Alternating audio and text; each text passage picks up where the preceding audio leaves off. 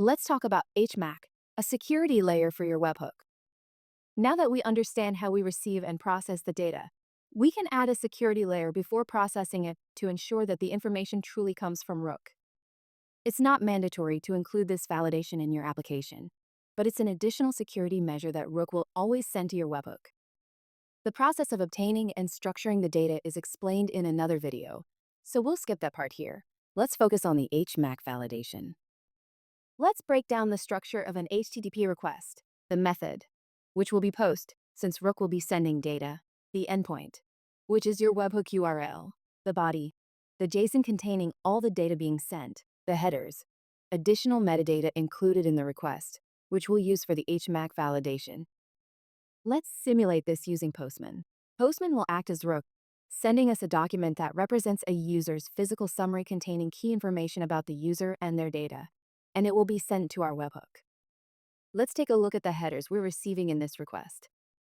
The header we're most interested in is xrook hash. According to the documentation, the xrook hash is a hash value used to verify that the received information actually comes from Rook. The hash is the result of concatenating the following information: client UUID, user ID, datetime. It's important to use the timestamp exactly as it appears in the JSON. If it's modified in any way, the validation will fail. Make sure the format remains unchanged without losing any characters. To create the hash, you need to use the Hmac encryption algorithm with SHA-256 and a secret hash key provided by Rook. You can request this key from your customer success engineer. We'll use an online tool to generate an Hmac hash. Here, we'll enter the concatenated string, the client UUID, followed by the user ID, and then the datetime from the JSON, along with the secret key. Here we can see the client UUID, the user ID, and inside the metadata object, the datetime string. Now that we understand the header and how the hash is generated, we'll use the physical summary example from the API reference to simulate sending data to our webhook and validating the Hmac. In our code, we'll prepare the logic to receive the data and validate the Hmac.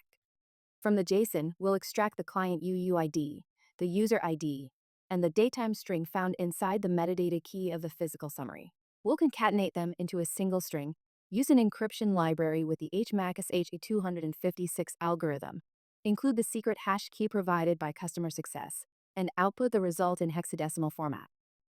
If our secret hash key differs from Rook's, or if the concatenated string is not exactly the same, the resulting hash will not match. The secret hash key is different depending on your portal credentials. This means your sandbox and production environments each have their own secret key. If your credentials ever change, your secret key will also change. You'll need to request the new one from Rook to ensure your validation continues working properly. To test this, we'll print both the hash generated in our code and the one sent by Rook. As we can see, they are identical. After validating the Hmac, we return a success status to Postman. In this example, we initially generated the hash using a secret key made up entirely of the letter A for testing purposes. Now, let's change the secret key, as if Rook were using a different key, and generate a new hash. We'll use this newly generated hash as our xrook hash header in Postman. In our code, we'll keep using the original secret hash key, the one made up of us, but Postman will now send the new hash generated with the updated secret key. When we send the data to our webhook from Postman, the response we'll get is invalid Hmac. Comparing the generated hashes, we can see that the hash sent by Rook is different from the one produced in our code due to the mismatched secret key, resulting in an invalid Hmac validation. See you in the next video. Thank you.